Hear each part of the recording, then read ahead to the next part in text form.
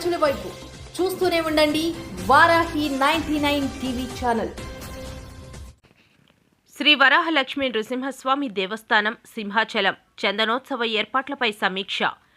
సింహాచలం 24 ఫిబ్రవరి 2026 చందనోత్సవాన్ని అత్యంత వైభవంగా భక్తులకు ఎలాంటి అసౌకర్యం కలగకుండా నిర్వహించేందుకు ఆలయ అధికారులు, జిల్లా యంత్రాంగం సమన్వయంతో ఏర్పాట్లు. జిల్లా కలెక్టర్ హరేంద్ర ప్రసాద్ ఆలయ ఈవో జె వెంకట్రావుతో కలిసి కొండపై జరుగుతున్న అభివృద్ధి పనులు, క్యూ లైన్ల నిర్మాణాలను క్షేత్రస్థాయిలో పరిశీలించారు. బారికేడింగ్తో సహా అన్ని సివిల్ నిర్మాణ పనులను మార్చి 31 లోపు యుద్ధ ప్రాతిపదికన పూర్తి చేయాలి. సాధారణ భక్తులకు అధిక ప్రాధాన్యతనిస్తూ సంతృప్తికరంగా దర్శనం కల్పించేలా చర్యలు.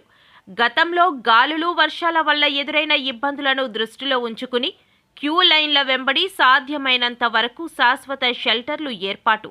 ఎలక్ట్రికల్ మరియు ఫైర్ సేఫ్టీ తనిఖీలు తప్పనిసరిగా నిర్వహించాలి.